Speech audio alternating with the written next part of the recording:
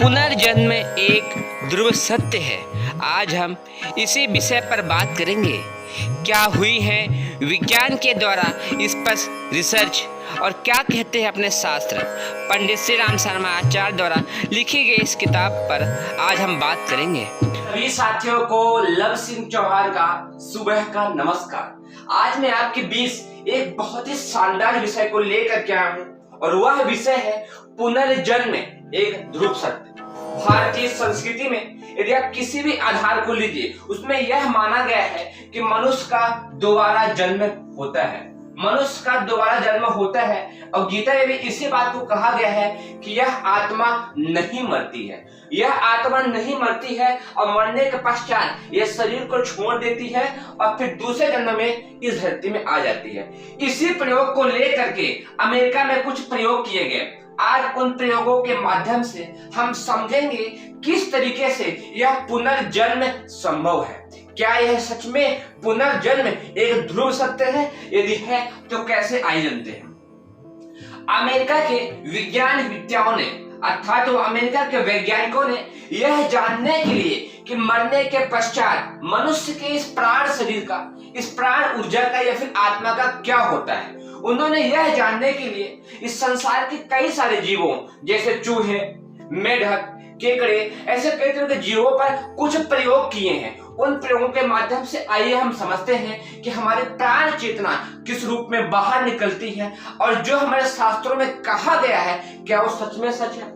America के विज्ञानवेत्ताओं ने एक चेंबर बनाया। क्या बनाया? चेंबर। यह चेंबर मात्र इसलिए बना है कि अणु हलचलों को फोटो लिया जा सके, अर्थात मरने के पश्चात शरीर से क्या बाहर निकलता है, शरीर से क्या बाहर निकलता है उसका जानने के लिए उन्होंने एक चेंबर बनाया। हाँ, आप इस बात को भी जान जाइए कि यहाँ पर जितनी जानकारी दी गई है वह एक किताब का नाम है पुनर्जन्म एक ध्रुव सत्य, जिसको पंडित श्री राम शर्मा आचार्य ने लिया गया है, उससे संपूर्ण जानकारी ली गई है।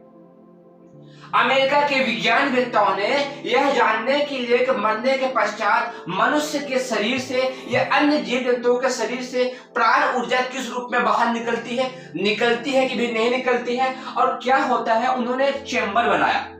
इस चेंबर को बनाने के पश्चात उन्होंने उसके अंदर एक बॉक्स रखा और उन्होंने इस बात का विशेष ध्यान दिया कि उसके अंदर हवा बिल्कुल न रहे। उन्होंने यह करने के लिए उसके अंदर से संपूर्ण हवा को बाहर निकाल दिया।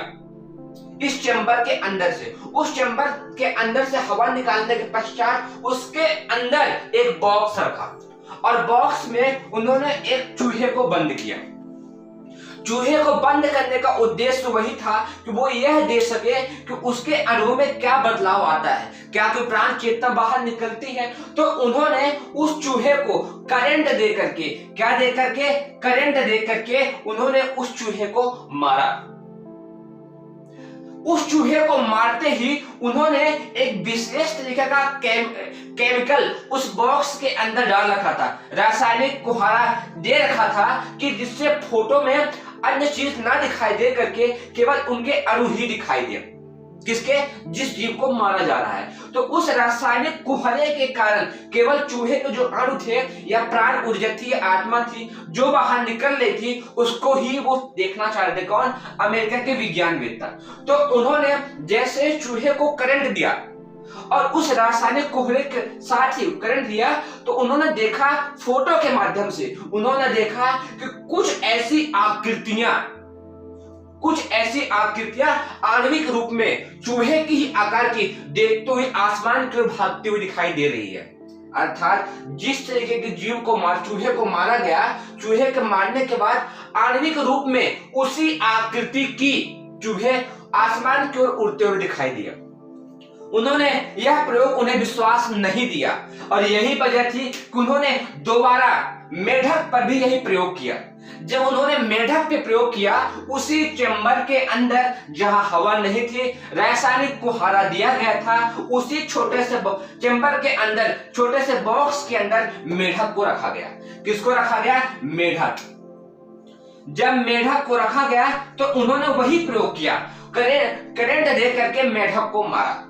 चूंकि रासायनिक कोहरा भरपूर मात्रा में था और वो देखना चाह रहे थे मात्र मेढक के सूक्ष्म अणुओं को कि क्या बदलाव आता है, तो उन्होंने वही स्थिति पाई कि उसी आकृति के अर्थात मेढक की ही आकृति के आणविक अणु उड़ते हुए आसमान की ओर, बादल की ओर जाते हुए दिखाई दे रहे हैं।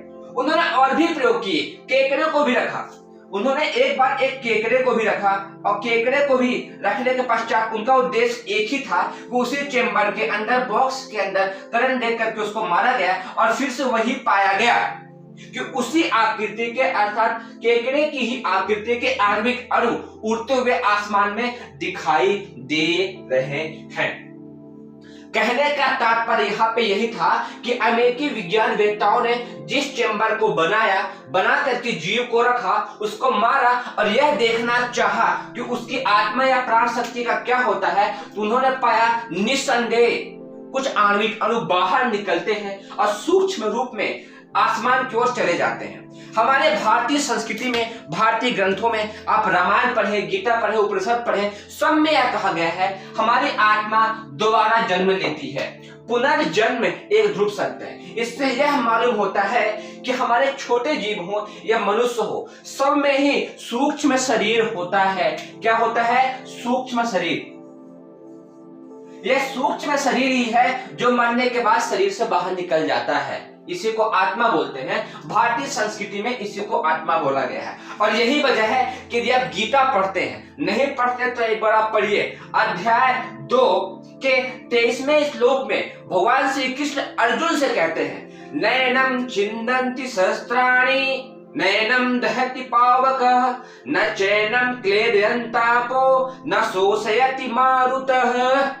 इस श्लोक को पढ़ने के पश्चात मन में एक प्राण शक्ति ऊर्जा का संचार होता है, क्योंकि इसके अर्थ ही इतने गहरे और सूक्ष्म हैं। इसमें कहा गया है इस आत्मा को, अर्थात जो ये आणविक अणु सूक्ष्म रूप में निकले हैं, इस आत्मा को कोई भी शस्त्र नहीं काट सकता है।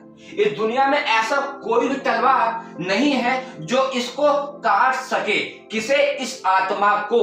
भगवान श्री कृष्ण गीता में अर्जुन से कह रहे हैं इसको कोई भी दुनिया में ऐसी आग नहीं है जो कि जला सके।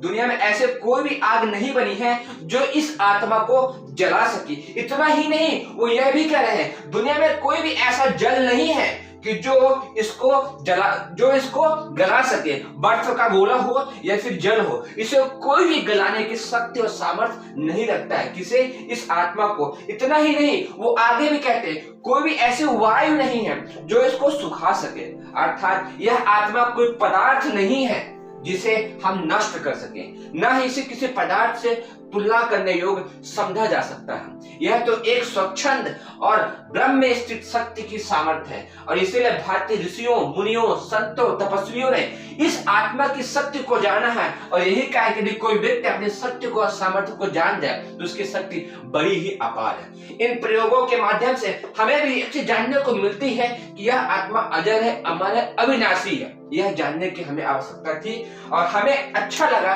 कि मैं सोचा कि आपके पास एक वीडियो इस तरीके से बनाऊं जिससे आपके अंदर का कॉन्सेप्ट क्लियर हो जाए कि सच में होता कैसा है। मैं अपनी अंतिम बात को बोल करके विराम दूंगा। एक बहुत बड़ा प्रश्न आता है, भूत क्या होते हैं? सच में अपने देश में भूतों को भी पूर्वजों का अवतार मान करके उनकी पूजा होती थी। इसीलिए बलवेश यज्ञ यदि आप देखते हो उनके घरों में बलवेश यज्ञ होता है, उसमें भूतों के नाम से आहुति देते हैं। भूत क्या होता है? भूत का मतलब होता है पास्ट। जिस शरीर के जीव को मृत्यु होती है, मरने के बाद उसके अणु सूक्ष्म रूप में बदल जाते हैं और वही बदले हुए सूक्ष्म अणु भूत रूप में होते हैं। बाद में वही किसी शरीर में फिर से आकर के जीवन का निर्वहन करते हैं। उम्मीद है आपको इस वीडियो से बहुत कुछ सीखने को मिलेगा। आप सबको बहुत बहुत धन्यवाद। कोई प्रश्न हो तो आप कमेंट करके जरूर पूछिएगा।